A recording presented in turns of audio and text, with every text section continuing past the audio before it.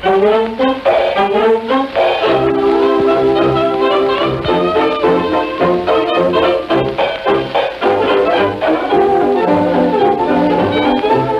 time now for Collector's Corner with John Ferguson.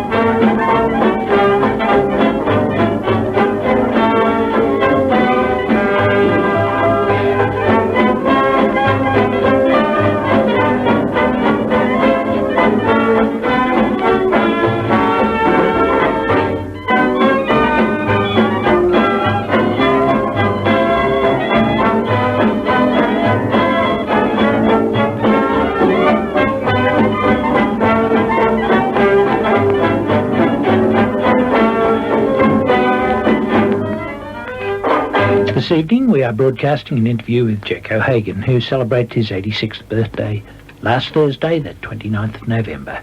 Jack, I'm sure all of our listeners are most appreciative of the time you have so kindly given for this interview.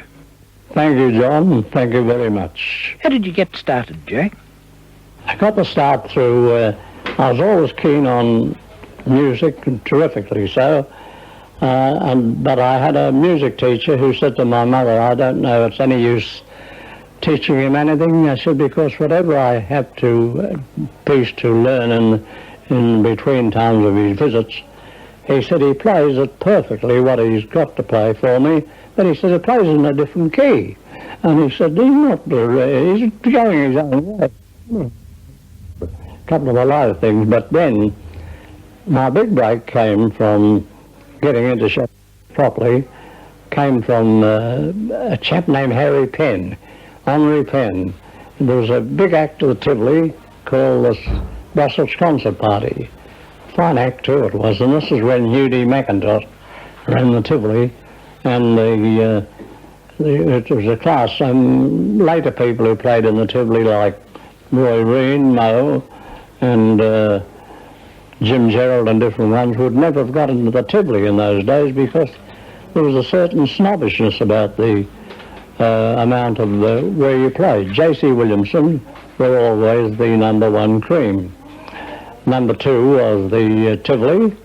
Then we had the Bijou and the Gaiety, two theatres in the one building. I've forgotten what's there now. I think the Commonwealth building.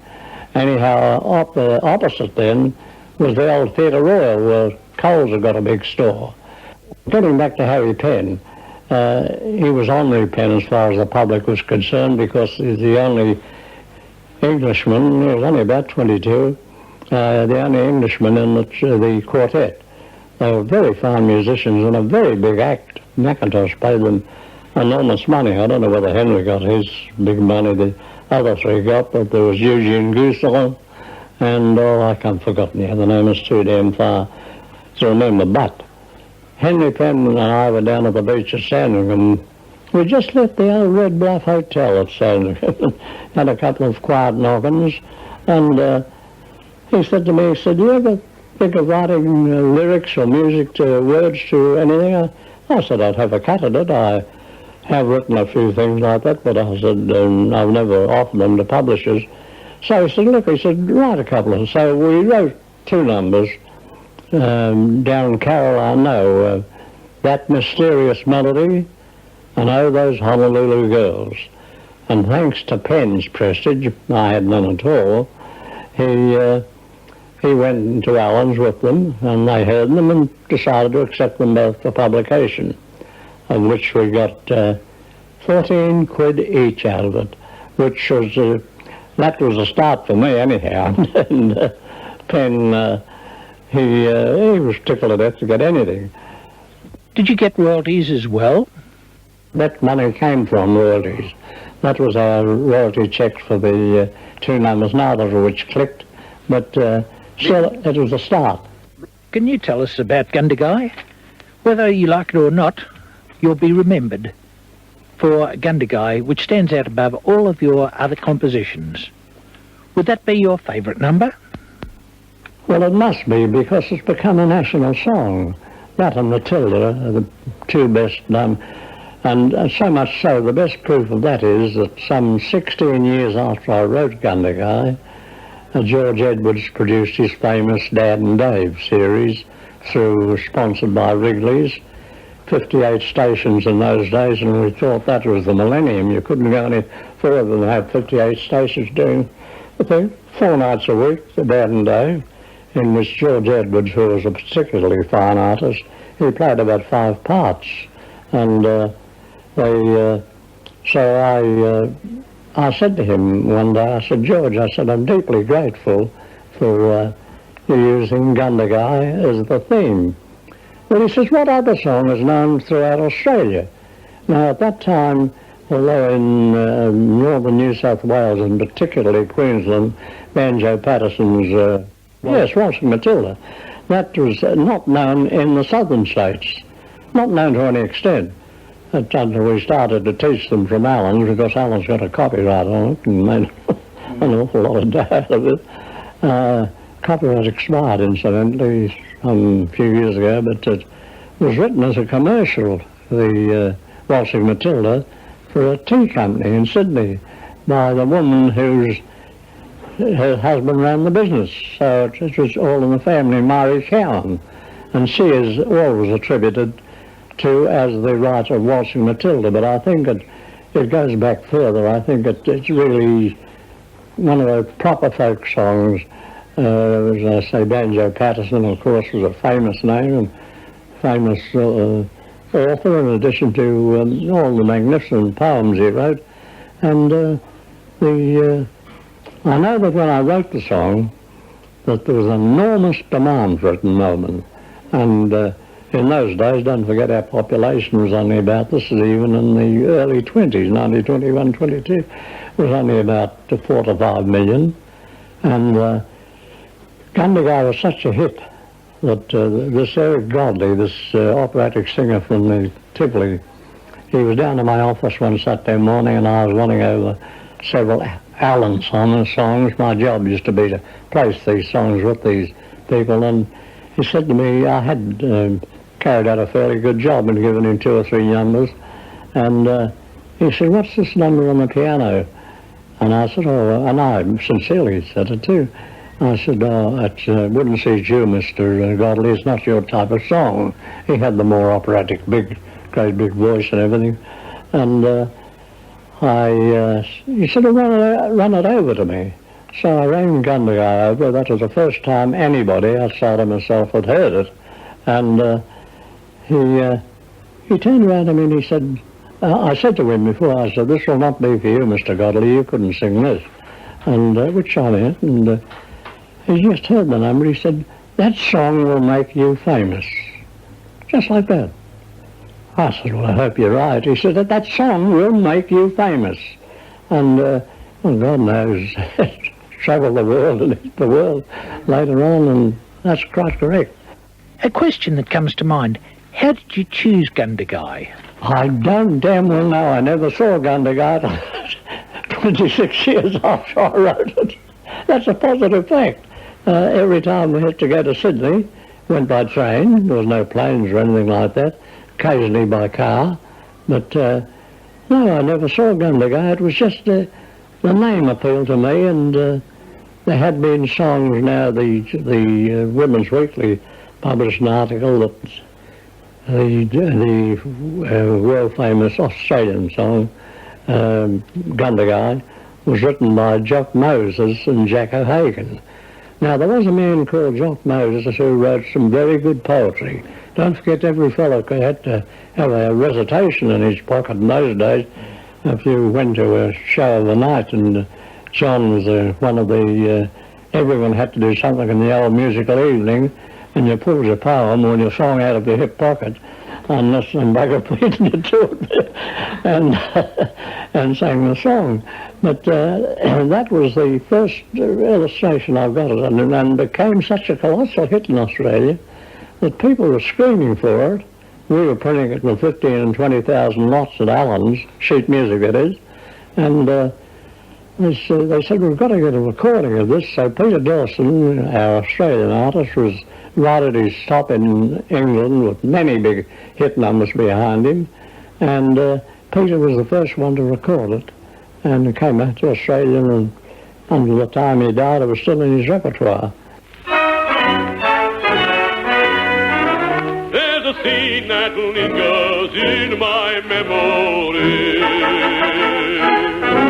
of an old bush home and friends I long to see. That's why I am yearning just to be returning along the road to Gundagai.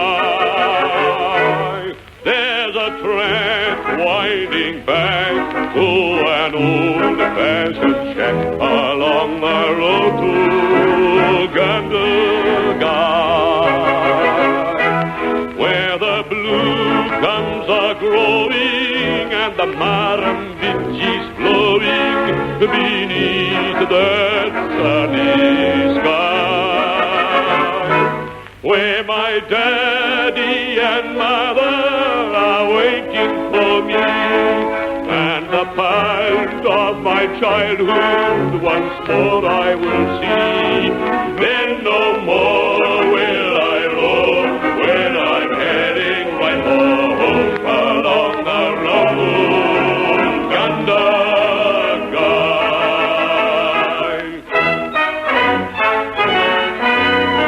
When I get back there, I'll be a kid again.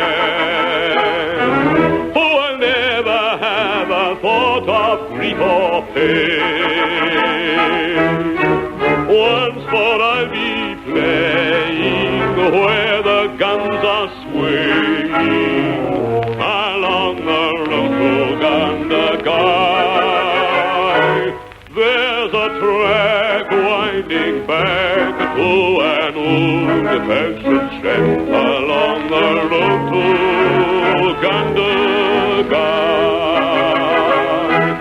where the blue gums are growing and the marambitchis flowing beneath the sunny sky, where my daddy and mother are waiting for me, and the paths of my childhood once more I will see.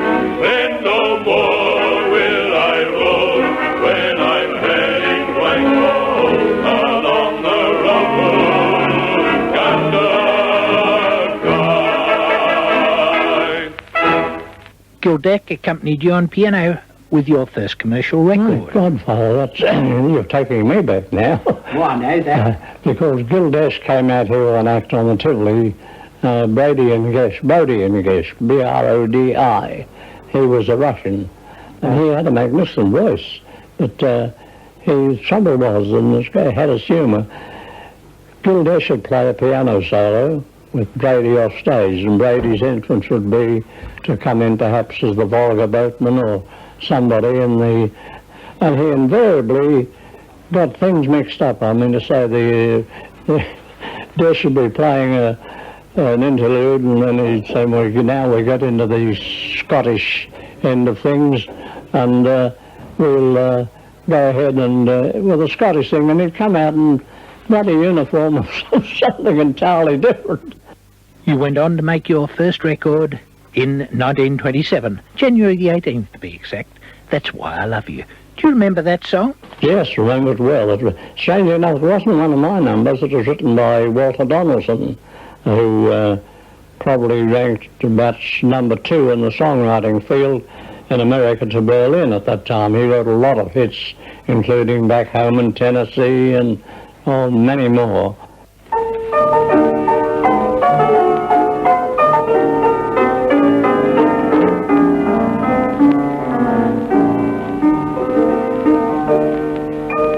Why do I keep telling why I'm happy? Never sigh and troubles I forget. Birdies sing and everything is rosy. since, yes, ever since we met. When skies were gray, you came my way. That's why I love you. That's why I love you. I learned to smile like sweetheart smile. That's why I love you. Who wouldn't love you? Your sweet caress just thrilled me, it seems, and filled my heart with wonderful dreams, sweet dreams of stars above, and I'm in love. That's why I love you. I do.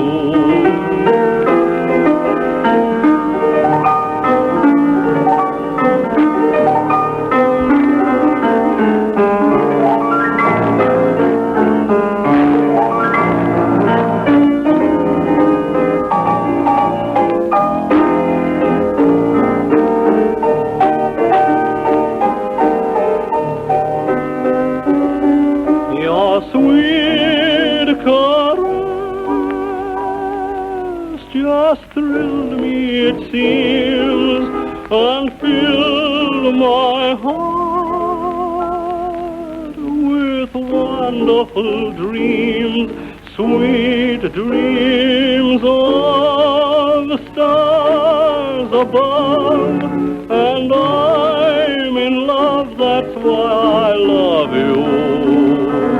I do. Don't forget, that was 1927, I think. There was no recording in Australia till 1926, late 1926, none whatsoever.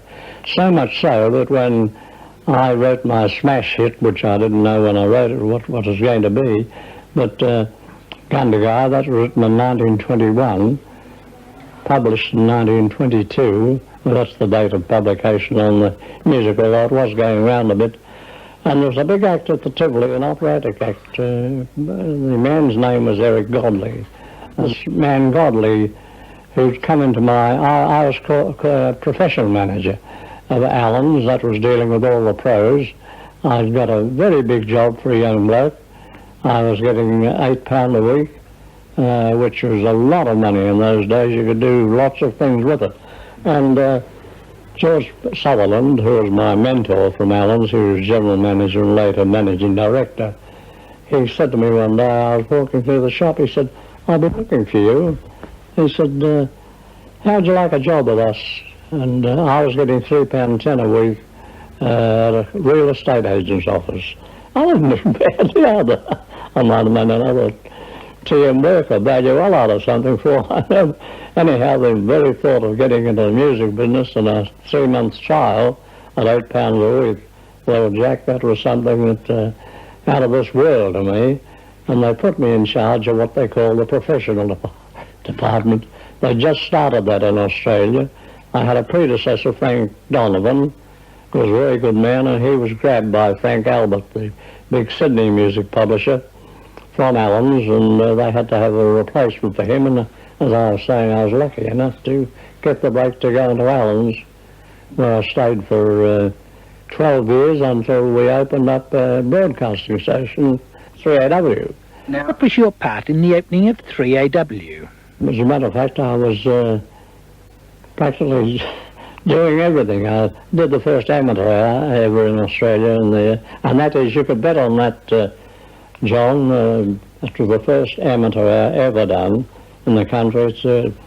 And as a matter of fact, when, this is going back a bit, but when there was one more license, commercial license to be issued, there were 3 stations going at that time, commercial. One was UZ, the other was 3DB, and the third was 3KZ. So, and we were very keen to get into it. Naturally, there was one more license to come, and so they actually my directors were fighting for it. But my directors were the Tates, who ran JCW And then in addition there was the age wanted it. So finally the government representative, I think Jim Malone was his name, he said to me, why don't you boys get together instead of fighting each other for this license, and we'll give you the license. So that's where 3AW came from, the age, J.C. Williamson, and the three of us in it. That's the story really of that commencing. And when it came to light, I remember dear old Dave Worrell, who was for many years the driving force at 3DB manager, he said to me, he said, we're all worried about your station. He said, with the J.C. Williamson artists and the Allans Music Warehouse and God knows what not, including myself, a bit thrown in, he said, we've got terrific opposition. Well, all I can tell you is that we made an awful mess of things. For 2 years, 3AW wasn't worth a cracker. We made all the mistakes that could possibly be made. I touch wood and say that I wasn't among the ones that made the mistakes. It was management, and they knew nothing about commercial broadcasting. But anyhow, when I did the amateur hour, that would be about 1932, I think. I noticed in Lady Tate's book, she wrote the very excellent book, The Brothers Tate. She was the wife of Sir Frank Tate, one of the directors of JCW. He was knighted, of course, many years later. But she put it in the book, which I thought concisely told the story. She said, about this time, Jack O'Hagan, who was with 3AW, they'd moved me from Allans to 3AW when radio was early wiping out the music business. They found out that by buying, by listening to radio, they didn't have to buy any sheet music, records, the old 78 records, or anything else, because for £1 a year, they charged £1 a year, the government, they got music from 6 o'clock in the morning till unconscious. So, needless to say, it played havoc. It was a real threat? Yeah, a real threat in every way. So, things went, well, pretty well. As Lady Tate said that in her book, she said Sir Frank had mentioned to her that Jack O'Hagan put 3AW on the map. I'm very pleased about that, because there's lots of people will argue on the first amateur hour, but you could get your bottom dollar on that, Jack. That's where the first thing, and that did put 3AW on the map. From then on, we went right ahead and became the powerful show they are today. Jack, did you compare the amateur hour? True. And there was, I often look at dear old Bert with his show of a Sunday night, assisted by his great friend Pete Smith. I always enjoy that thoroughly, because Bert always says we put this on cold, no rehearsal. Well, actually, they do have a bit of a run-through in the afternoon with the artists. But we didn't know who was on or anything. They came in of a Saturday night when we invited them in, and I was saying, what are you playing? One chap said, I've got a musical saw here. I'd never heard of the damn thing, but anyhow. And it went on, and it clicked, as I say, enormously. It couldn't have been bigger the way it went, because it was brand new here, and nobody else was doing it. It was shortly went on, when about the next 12 months, in Sydney at 2SM. Jack Dunn, who used to be in the chorus. By the way, whilst a third visitor who just dropped in this afternoon with you people, a very old friend, is a young fellow named Brady. And his mother was my secretary. That's correct, isn't it? Jack, as I understand it, hi, nice to see you again, and hi to all listeners of the Two Johns. In the 1920s, and you correct me if I'm wrong, because I wasn't around then, but in the 1920s, my mother was Ray File, as she was then. That's right. Was your secretary when you were professional manager at Allans. And in fact, my late father, Wilfred Brady, who was a medical student in the 1920s, used to come into Allans and buy his sheet music from Ray, and in fact, that's where their courtship started. That's where their romance started. Oh, I know, and he wrote some damn good songs. I was always a bit dubious, Jack, as to whether he came in on the music, he never got to see his future wife. Perhaps just a little bit of both. Back in 1928, you wrote a song called Kingsford Smith. Kingsford Smith, yes, Smithy had just made that amazing trip from America with Charlie Allen and 2 Americans, or 4 of them in the trip. But I still think that is one of the greatest plane trips of all time, from San Francisco to Sydney. It's a long, long way from Frisco Bay to Aussie's distant shore, and yet one day there flew away a plane with a crew of 4. They took their lives right in their hands and flew across the foam to see a side of Aussie sands and the dear ones here at home. Kingsford Smith was pilot, he had no thought of fear, and now that he has landed, let's give a mighty cheer for Kingsford Smith. Aussie is proud of you, proud it's true, of you and your gallant crew through a storm so terrific, flying o'er the Pacific.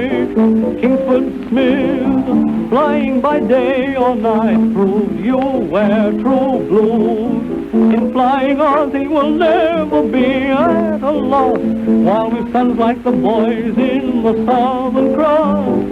Kingsford Smith, we'll tell the world that we're proud of you. And that was Jack O'Hagan singing his own composition, Kingsford Smith. Now let's have a listen to the soothing serenader with Diane. You have lighted the road leading home. Pray for me when you can. But no matter wherever I roam, smile for me, my Diane. You recorded under the name of the Soothing Serenader. How did that come about? Well, that was with an act I was doing with, in addition to whilst I was at Allans, to plug their songs in the various theatres, all silent theatres, you know, no sound, but they had some very fine orchestras, and these orchestras, they're 40-piece orchestras sometimes, and Bob Molyneux, who I used to use as a song plugger from Allans, a very good all-round artist. Bob used to team up with me, and we sold ourselves as those soothing serenaders. God knows whether we soothed him or not, but it went very well anyhow. That was for quite a while, but meanwhile O'Hagan did a lot of solo stuff. You were the Australian equivalent of Harry Warren and Walter Donaldson and other similar people. Did you get the chance to travel to America and meet these people and compare notes, or was everything based here? No, I got an offer to join Leo Feist, that was the big publishing house we represented at Allans, to go over there in 1929. But by that time I was married and had, there was one charming daughter over there in the corner, and so with the 2 very young daughters and my wife, and as I say, I was earning big money in those days. I was looking around about 3,000 or 4,000 a year, and 3,000 or 4,000 a year could do a hell of a lot in those days. You could build a first-class home for 3,000, which I did. At least I had an architect, Arthur Purnell, and you could buy a damn good car. You could buy a Rolls for 2,000 odd, Rolls Royce, new. Buick cars, 500 pounds. I'm talking in pounds, of course, not dollars. And I got a Dodge, a very early Dodge car, which was all open cars, by the way. There was no closed cars except for the Rolls Royce, etc. And the car I got was an underslung Dodge, one of the first underslung Dodges in Melbourne. And my son-in-law, dear old John Gilbert, over there said to me, and he's keen on his motoring, he said, "What an underslung Dodge, Pop?" I said, "I've got no bloody idea." I haven't to this day. Why did you never record Gundagai yourself? I don't know. I came along in a school, you know, like Cole Porter, the Berlin, and these very greats. The greats of the business, in my estimation, still today, we never had a period of so many first-class writers, such as Gershwin, Berlin, Cole Porter, all these chaps so brilliantly writing. And I happened to come along in that school, that's all I could say, in that period. Some people state that they have composed more than the 200 songs you have had published. That's the whole key to it. Sometimes a boy will come in and how many songs have you written?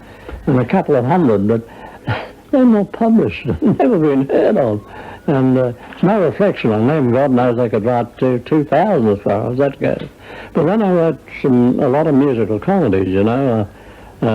One called Turned Up for J.C.W. Williamson's, with Gus Blewett, who played the lead in it.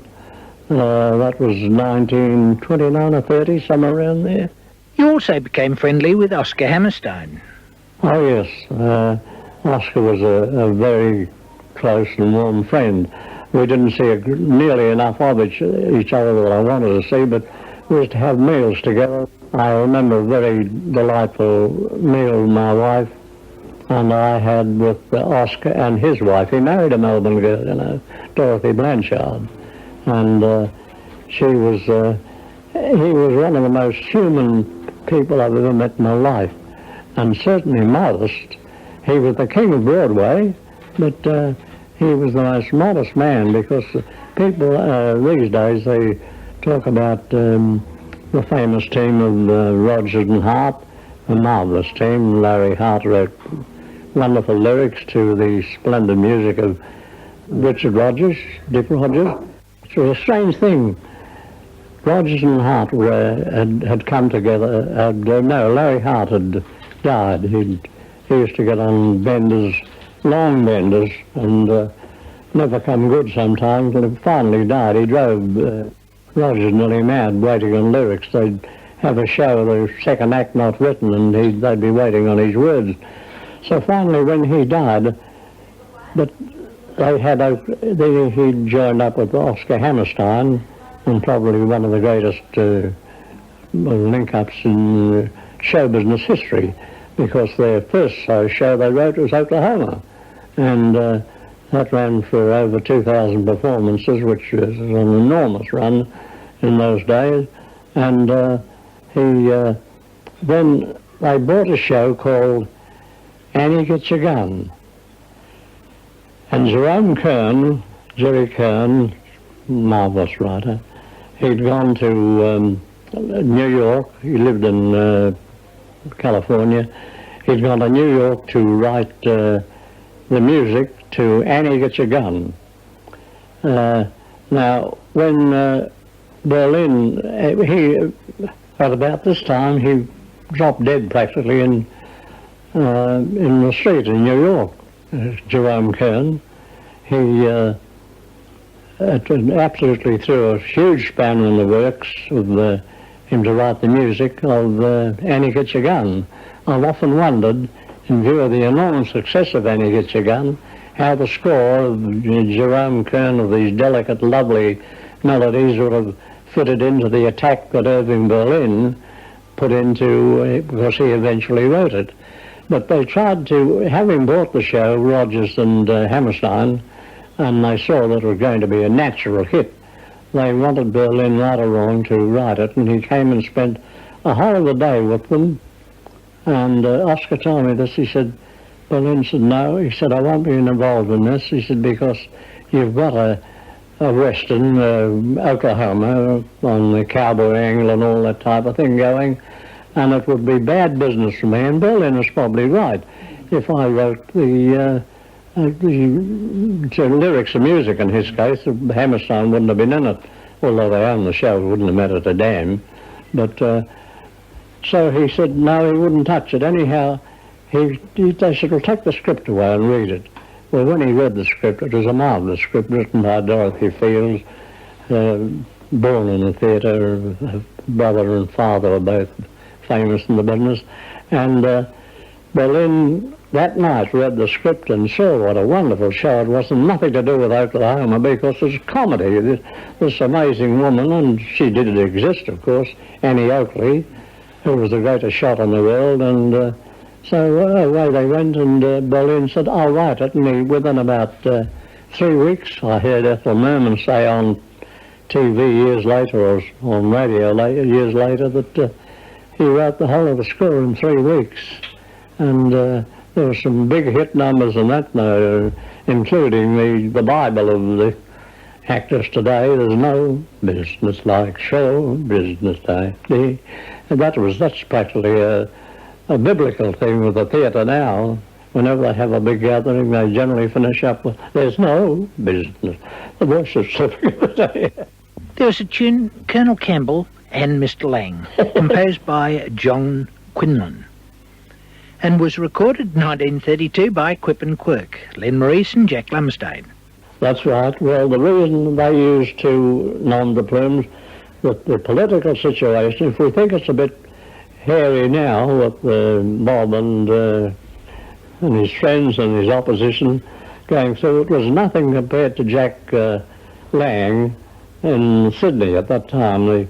It was, you got no concept of, so hence the fact that when I wrote, there was a Colonel Campbell who was about the extreme right as you could possibly get, a bigot of the worst order, and Lang, who was at the other end of the world, and politically they were all right up against each other to such an extent that I thought, my God, here's a good number. I remember Gallagher and Sheehan, and I thought, well, Colonel Campbell and Mr. Lang.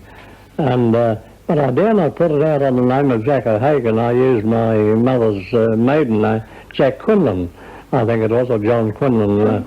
And when they wanted recordings of it said in Sydney badly, two of the greats of the business at that time, Jack Lumsdaine, a very close friend of mine, and Len Maurice, they recorded it, but they wouldn't let their names go in. They became Quip and Quirk. So that's how things were. And music sellers, if you went in their place, I heard this on many, many occasions, if you went in to buy a copy of the record, they say, yes, we've got it. And they have a look at you, and the producer from under the candle. That's how serious things were. Oh, my God, Father, you said the wrong thing. You said Campbell, or you said Lang, you're in trouble. I lift up my finger. That was an English hit, a very good number. Recorded by Frankie Quinlan. That Frankie Quinlan was me. I'd forgotten that. But God, Jack, you're bringing back memories to me now, Jack, that I didn't... I had no idea. I lift up my finger and I say, tweet, tweet, toot, toot, some damn thing like that. Very good number, written by Barry Lupino, one of the famous Lupino family. English, very good number. Why the pseudonym of Frankie Quinlan? I don't know. I think the reason is I was making a lot of records about that time and writing a lot of songs, and occasionally you feel, well, you're getting too much O'Hagan, and that's the only reason I can think of that Frankie Quinlan came in there. I believe you wrote the words to the first Moomba jingle more than 20 years ago. Who asked you to write it? The Lord Mayor, Morris Nathan, yes. Come to Melbourne. The idea was to get played in different states. Come to Melbourne for the Moomba. Give yourself a marvellous time. It was mainly written to alert Sydney and Adelaide, etc., that we had a big show in Melbourne, and Moomba was the very first of them. Listen, I'll go back to one thing you asked me earlier, John, and that was Josie and me. Funny you get sentimental about these things. I expect it'll be that way. I was always emotional. Will be for the rest of my life. But Josie, my beloved wife, and I wrote the song about her, and I know it used to finish up with, in a quaint little love nest, that's a picture to see, we're so happy together, just Josie and me, we're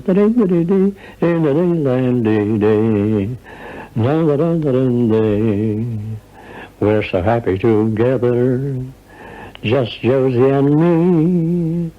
And when Mr. Gloom comes along, we laugh him off with a song. Somehow we right every wrong so easily. Though we're just two together, maybe soon there'll be three. We're so happy together, just Josie. That's why I got a bit sentimental about it. Jack, that's something extra special. Not only for you, but for a lot of people who remember and love you. That's the beautiful thing about recording. It lives on long after we're all gone. You know what I mean.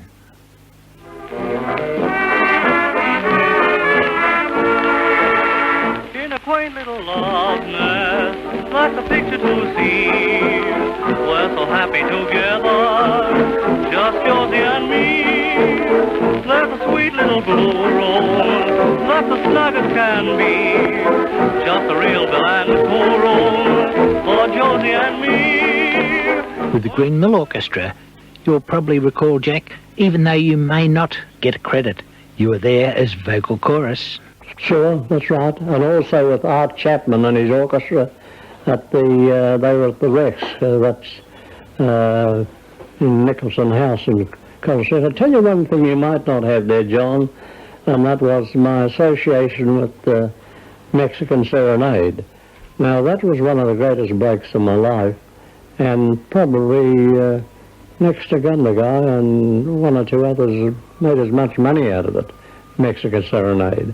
Did you write Mexican Serenade for Gladys Moncrief? She recorded it, but I didn't write it for Glad. No, I wrote it just as a straight number. It was quite a bit of melody from Vals Capilla comes into it. Da-da-dee, da-da-dee, da-da-da-da-dum-dum. Anyhow, the big break came that the biggest selling recording artist in the world, this is well before Bing Crosby and Sinatra period, was Tauber, the German. And, he had a magnificent voice. Came out here on 3 or 4 concert tours later on, and also packed them in all over the world. But he had never sung a song in English. And I got this cable from London to my pal of mine who represented me there. Tauber just recorded Mexican Serenade. Well, that was enough to make me go at least 3 or 4 feet in the air. But, and then in English, repeat in English. My God, first song he ever sang in English. I got a hell of a kick out of that.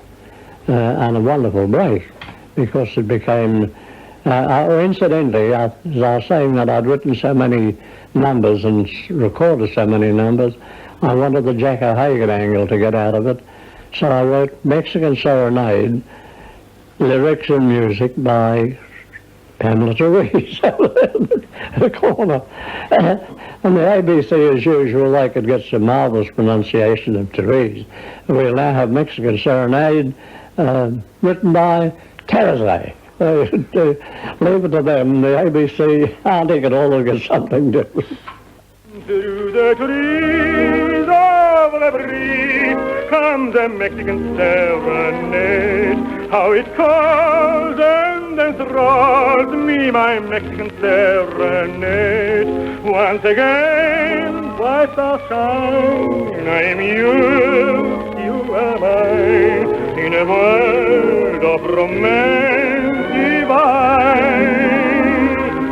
Night of love, moon above, when you promised me you'd be true. Just a kiss, then we kiss, and our wonderful night was through. So our love dream has gone, memory still linger on.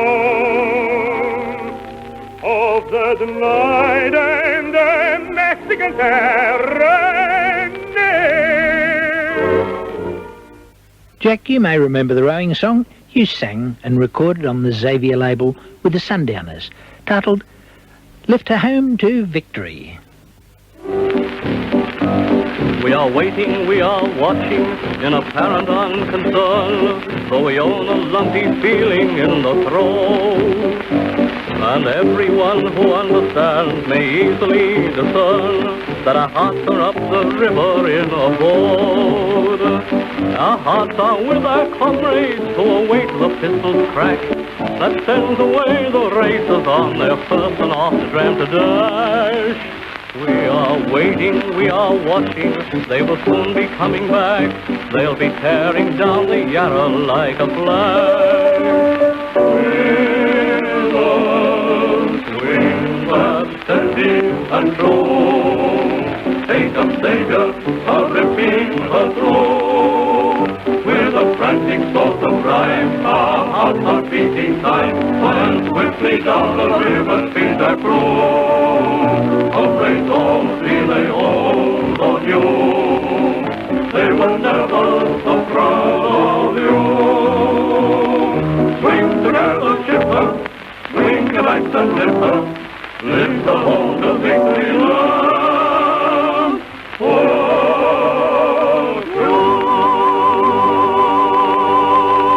I think that was written by Jim Byrne.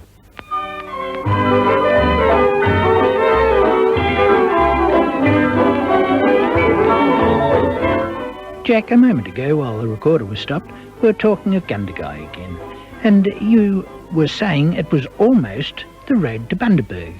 How about enlarging on that for us? It was originally to be on the road to Bundaberg, and then as I was going through the lyrics, and Tim, I thought, if I had a word like Mississippi, to beautiful where the blue gums are growing on the Mississippi, I thought, my God, so I got a map and actually went down the map with my finger till I came to Murrumbidgee. I thought, my God, here we are, where the blue gums are growing and the Murrumbidgee's flowing. So hence the fact that was the beginning of the 4 Gundagai songs altogether. Snake Gully Swagger, which was in Dad and Dave. Yes. Where the Dogs is on the Tucker Box, which was in Dad and Dave. And then later on, during the Second World War, when a boy from Alabama, when a boy from Alabama meets a girl from Gundagai, winter turns into spring, and the birds start to sing a sweet lullaby. It was recorded by Joy Nichols, who went to London. We have with us in the studio Mabel from Snake Gully. Say hello, Mabel. Hello, everybody. How's about singing this song for us? Oh, I'd like to do that. Fine. Everybody round the place will dance to it.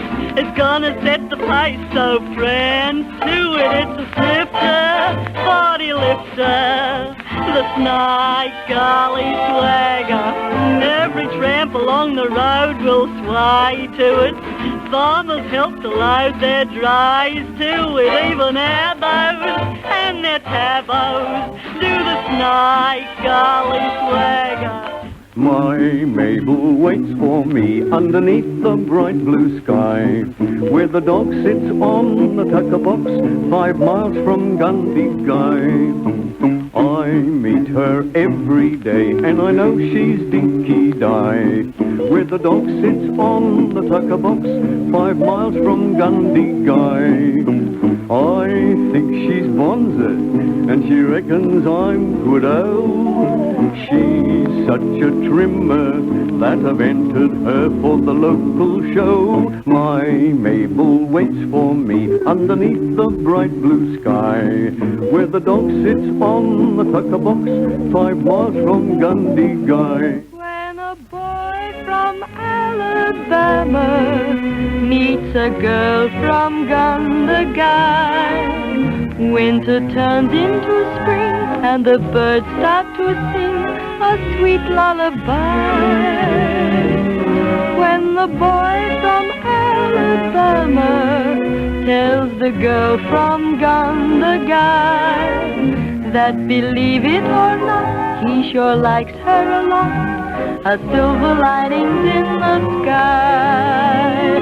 Pretty soon they're strolling out together, a new day has begun. Life is just a bunch of sunny weather, and troubles like bubbles go on when a boy from Alabama meets a girl from Gundagai.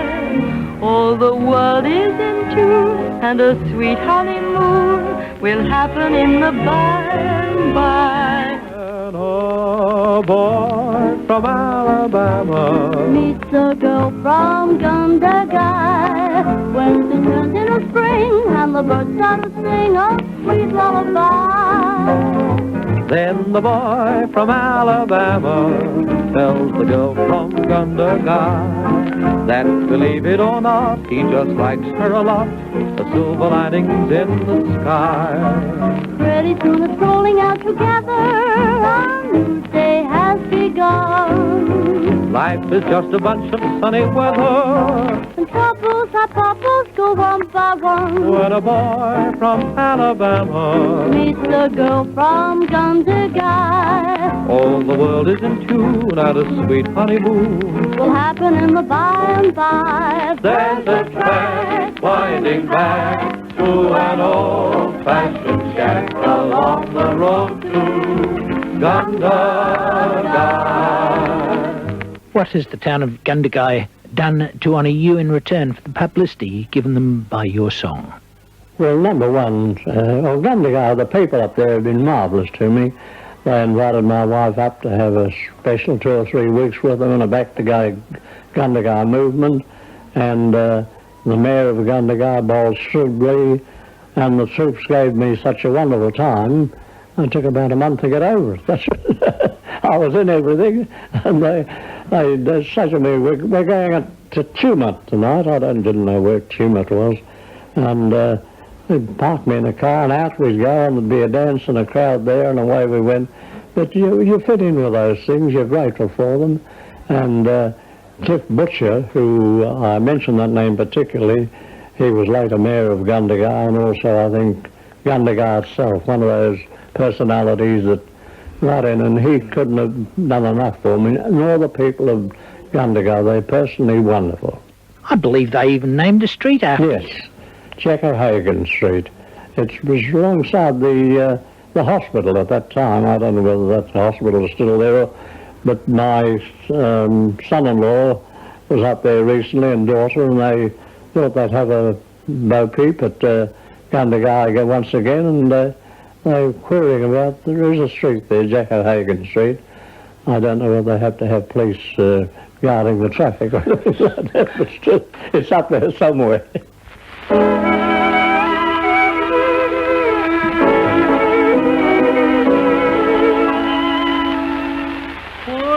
the day is done and the setting sun bids adieu to starry sky, then I hurry where I lose every care. I've found an earthly paradise in a quaint little loveliness. That's a picture to see. We're so happy together, just Josie and me. Jack, I'd like to thank you very much for talking with us this evening. Been delightful. Been an absolute delight. Just a real bell and cool room for Josie and me. When Mr. Gloom comes along, we laugh him off with a song. Somehow we right every wrong so easily. So we're just two together. Maybe soon there'll be 3. Life is all sunny weather with Josie and me.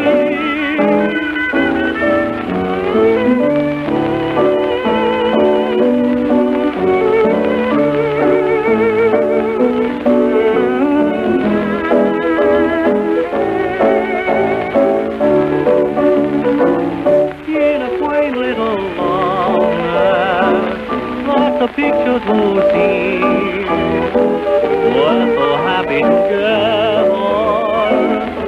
just Josie and me. There's a sweet little blue room that's as snug as can be. Just a real bill and a cool room for Josie and me. When Mr. Groom comes along, we laugh him off with a song. Somehow we right every wrong so easily. So we're just two together. Maybe soon there'll be three. Life is all sunny weather with Josie and me.